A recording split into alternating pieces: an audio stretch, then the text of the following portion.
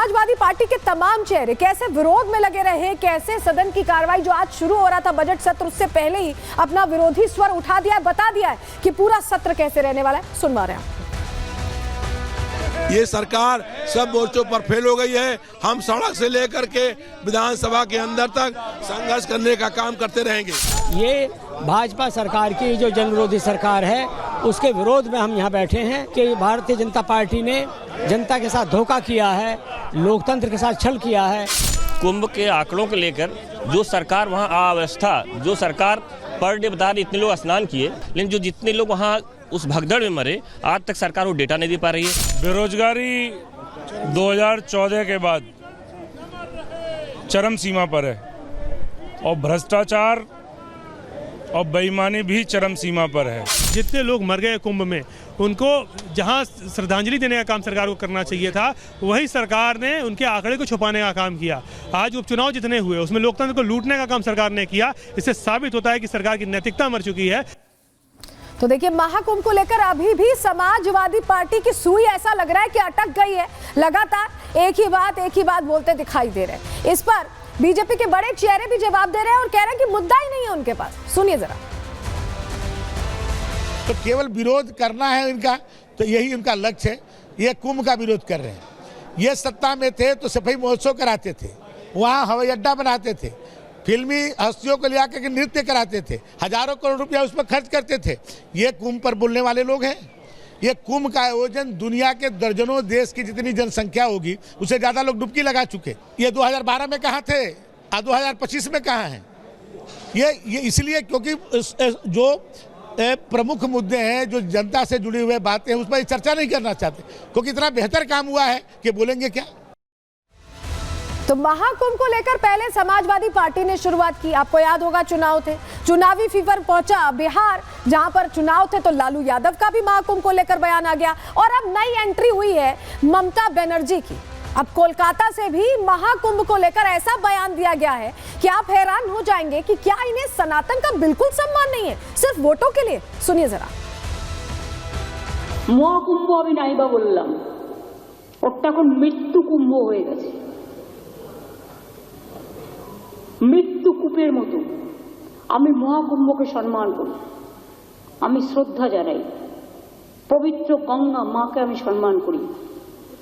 কিন্তু প্ল্যানিং না করে এত হাইপ তুলে এত লোকের মৃত্যু বললেন 30 জন, কথাটা কি সঠিক? কত ডেড বডি ভাসিয়ে দিয়েছেন নদীতে।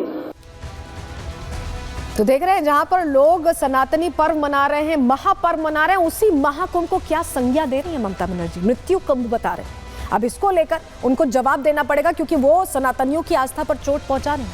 आगे बढ़ते हैं, अगले सेगमेंट की ओर बढ़ रहे हैं और अब बात करने वाले हैं अयोध्या की। अयोध्या में सनातनी भीड़ पहुंच रही है और ये भीड़, ये आस्थावान लोगों की भीड़ किसको पसंद नहीं आ रही, अब आपको बताने जा रहे हैं।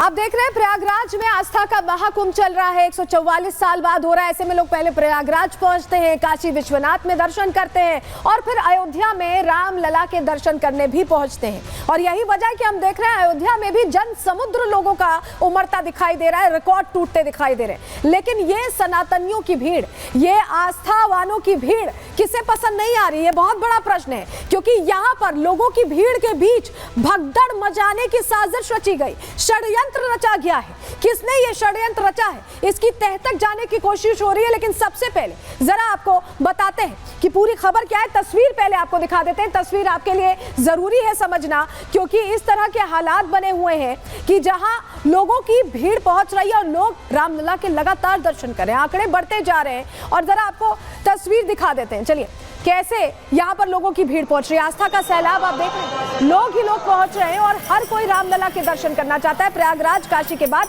यहाँ भी अयोध्या में भी लोगों की भीड़ यहाँ पहुंच रही है। लेकिन ये भीड़, ये सनातनी भीड़ लोगों को पसंद नहीं आ रही। किसे पसंद नहीं आ रही है, प्रश्न बना हुआ है। और वही आपको बताएं, साजिश रची गई है और उसके बाद इसको लेकर एफआईआर की तस्वीर भी आपको दिखा रहे हैं, क्योंकि अब इस मामले में जिसने साजिश रची है, जांच हर पहलू पर हो रही है और इसको लेकर बकायदा एफआईआर लिखी गई है, क्योंकि श्रद्धालुओं की भारी भीड़ देखते हुए ड्रोन कैमरा ये पूरी तरह से वहां पर बाधित है, यहां इस्तेमाल नहीं किया जा सकता। लेकिन इसके बावजूद किसने ये कोशिश की, चलिए जरा आपको जानकारी देते हैं कि हुआ क्या है अयोध्या में रामलला के दरबार के पास, क्या हुआ है राम जन्मभूमि में, पूरी खबर आपको बताते हैं, जानकारी आपके सामने रख रहे हैं। दरअसल राम मंदिर में बड़ी साजिश नाकाम की गई है। कैसे?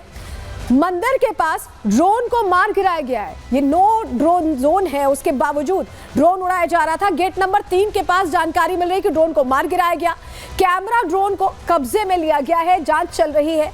ड्रोन उड़ाने वाले की तलाश भी की जा रही है कि कौन है वो शख्स जिसने ये ड्रोन उड़ाया है। एफआईआर दर्ज हो चुकी है, हमने आपको कॉपी दिखाई। अयोध्या में पुलिस और एटीएस ऐसे में अब अलर्ट होती दिखाई दे रही है। अलग अलग जगहों पर निगरानी, मुस्तैदी सब कुछ बढ़ा दी गई है कि कहीं ऐसी कोई स्थिति ना हो जहां पर इस तरह की कोई घटना आ जाए। और चलिए जरा अब आपको बताते हैं, एफआईआर की हमने आपको कॉपी दिखाई, किस तरह के हालात है ये भी बताया, लेकिन अब क्या हो रहा है आगे, प्लान ऑफ एक्शन क्या है, कैसे उस शख्स को पकड़ा जाएगा जो यहां पर कोशिश कर रहा था एक तरह से भगदड़ जैसी स्थिति पैदा करने की। रिपोर्ट इसी से जुड़ी आपके सामने रख।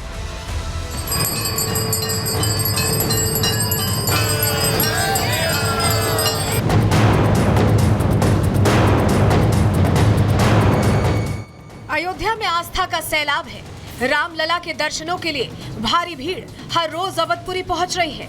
महाकुंभ में आस्था की डुबकी लगाने वाले सनातनी अयोध्या के राजा राम के दर्शनों के लिए खिंचे चले आ रहे हैं। आलम यह है कि अयोध्या की गलियां भक्तों से पटी पड़ी हैं, लेकिन आस्था का ये सैलाब सनातन विरोधियों को रास नहीं आ रहा है।